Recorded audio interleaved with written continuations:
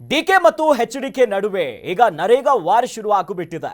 ಬಹಿರಂಗ ಚರ್ಚೆಗೆ ಆಹ್ವಾನವನ್ನ ಕೊಟ್ಟಿದ್ರು ಎಚ್ಡಿ ಕುಮಾರಸ್ವಾಮಿ ಅವರು.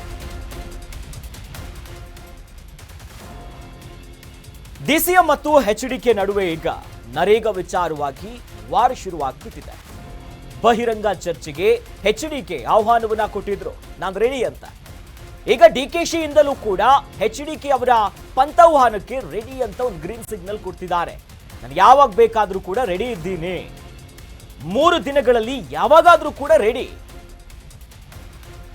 ಇವತ್ತು ಸಂಜೆನೆ ಬೇಕಾದ್ರೆ ಚರ್ಚೆಗೆ ಬರಲಿ ಅಂತಿದ್ದಾರೆ. ಸಾರ್ವಜನಿಕ ಚರ್ಚೆಗಾದ್ರೂ ಕೂಡ ಬರಲಿ, ಅಥವಾ ವಿಧಾನಸೌಧದಲ್ಲಿ ನೀವು ಚರ್ಚೆ ಮಾಡೋದಾದ್ರೆ ನಾನು ರೆಡಿ ಇದ್ದೀನಿ, ಬರಲಿ ನೀವು ಚರ್ಚೆ ಮಾಡೋಣ ಅಂತಿದ್ದಾರೆ. ಯಾವಾಗ ಹೇಳ್ತಾರೆ ಹೇಳಿ, ನಾನು ಡಿಬೇಟಿಗೆ ರೆಡಿ ಇದ್ದೀನಿ.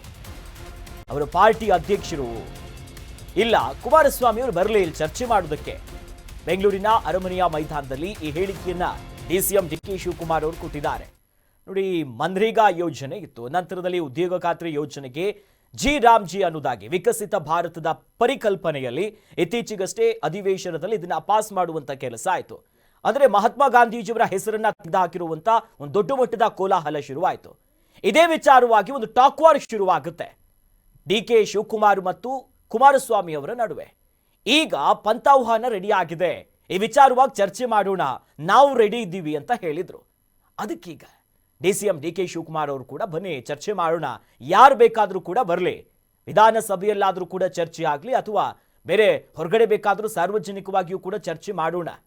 ಅವರ ಪಾರ್ಟಿ ಅಧ್ಯಕ್ಷರು ಇಲ್ಲ, ಕುಮಾರಸ್ವಾಮಿ ಅವರು ಬರಲಿ ಅಂತ ಗಟ್ಟಿ ಧ್ವನಿಯಲ್ಲಿ ಪಂಥಾಹ್ವಾನವನ್ನ ಸ್ವೀಕಾರ ಮಾಡಿ ನರೇಗಾಗೆ ಸಂಬಂಧಪಟ್ಟಂತೆ ಈಗ ರಾಮ್ಜಿ ಯೋಜನೆ ಆಗಿದೆಯಲ್ಲ, ಉದ್ಯೋಗ ಖಾತ್ರಿಗೆ ಸಂಬಂಧಪಟ್ಟಂತೆ ಈಗ ದಾರಿ ತಪ್ಪಿಸೋ ಕೆಲಸ ಆಗ್ತಿದೆ. ಉದ್ಯೋಗ ಖಾತ್ರಿಯನ್ನೇ ತೆಗೆದು ಹಾಕ್ತಿದ್ದಾರೆ.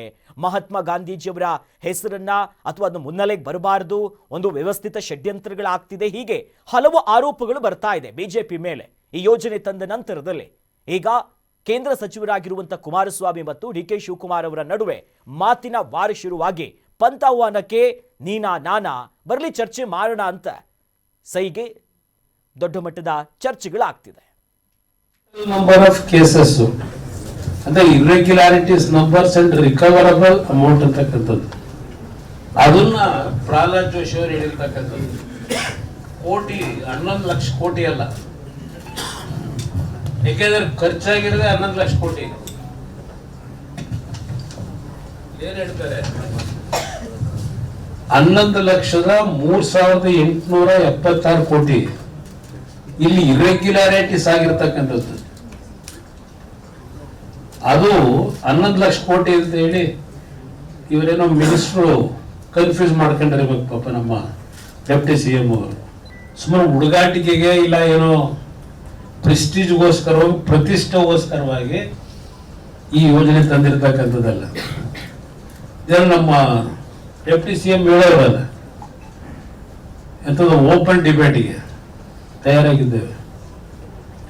ಓಪನ್ ಡಿಬೇಟ್ ಮಾಡಬೇಕು ಅಂದ್ರೆ ನಾವೇನು ಕದ್ದೋಗೋ ಪ್ರಶ್ನೆ ಇಲ್ಲ.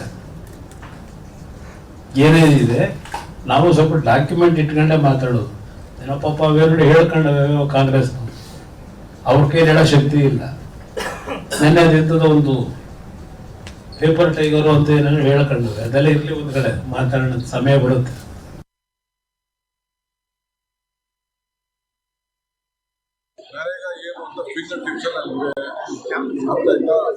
ಯಾವ ರೀತಿ ನಮ್ಮ ತಾಲೂಕಲ್ಲಿ ಏನೇನು ಕೆಲಸ ಮಾಡ್ತೀವಿ ಅನ್ನೋದು ಬೇರೆ ದೇಶ ಬೇಡ, ಇಡೀ ದೇಶದಲ್ಲೇ ಬಿಜೆಪಿ ಗೌರ್ಮೆಂಟು ನಂಬರ್ 1 ತಾಲೂಕು ಆಡಳಿತ ಅಂತೇಳಿ ಪ್ರೈಸ್ ಕೊಟ್ಟಿದ್ದಾರೆ.